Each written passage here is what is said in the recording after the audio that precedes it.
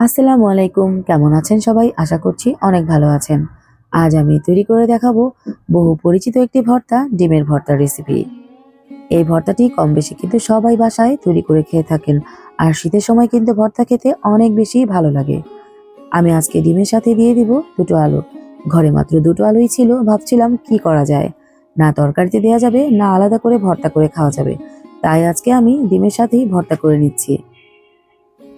দেখতে যেমন ভর্তাটি ভালো লাগছে, খেতেও কিন্তু হয়েছিল আলহামদুলিল্লাহ অনেক ভালো। আমি এখানে দুটো ডিম এবং দুটো আলু সেদ্ধ করে নিয়েছি। আপনারা চাইলে কিন্তু পরিমাণটা কমিয়ে বাড়িয়েও নিতে পারেন। নিয়েছি পেঁয়াজ কুচি করে, এখান থেকে কিছুটা পেঁয়াজ আমি বেরেস্তা করে নেব আর কিছুটা পেঁয়াজ কিন্তু আমি কাঁচাই দিয়ে দেব। চুলোয় একটি প্যান বসিয়ে চুলোটা অন করে দিলাম।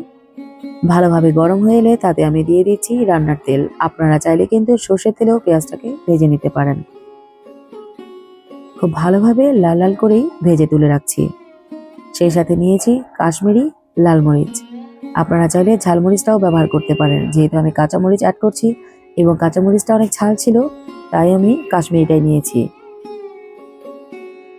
নিয়েছি ধনেপাতা কুচি, সেদ্ধ আলু, সেদ্ধ ডিম, পেঁয়াজ কুচি, পেঁয়াজ বেরেস্তা এবং কাশ্মীরি লাল মরিচের সাথে দিয়ে দিলাম আমার পছন্দ মতো লবণ। দিয়ে মরিচটাকে আগে আমি গুঁড়ো করে নিচ্ছি।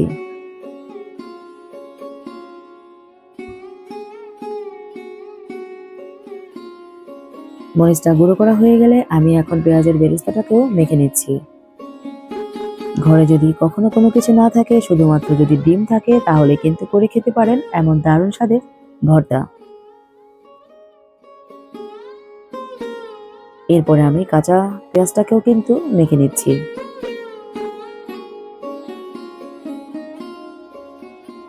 এরকম করে মাখা হয়ে গেলে আপনারা কিন্তু এখানে অন্য যে কোনো উপকরণ দিয়েও যে কোনো ভর্তাই তৈরি করে নিতে পারেন, যেমন বালা চাউ, চিংড়ি মাছ, ইলিশ মাছ, এরপরে হচ্ছে পটল, যে কোনো কিছু আপনারা ভাপিয়ে কিংবা ভেজে নিয়ে কিন্তু ভর্তা করতে পারেন।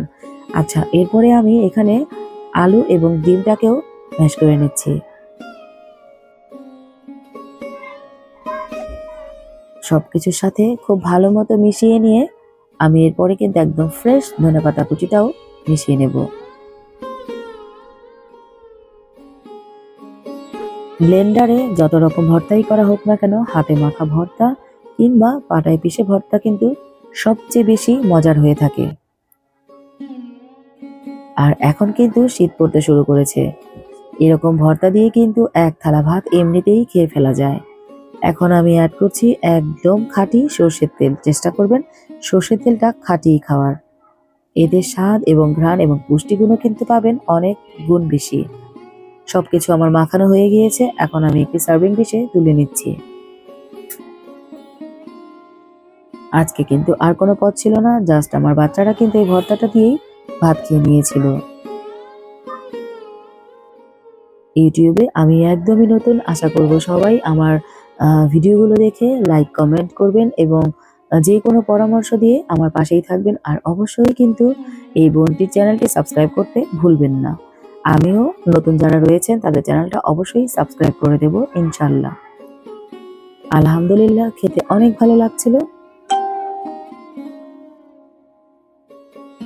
আমার রেসিপিটি ভালো লেগে থাকলে অবশ্যই সাবস্ক্রাইব করে দেবেন, আমার জন্য অনেক বেশি দোয়া করবেন। আমিও সবার জন্য দোয়া করি। সবাই খুব ভালো থাকবেন। আসসালামু আলাইকুম।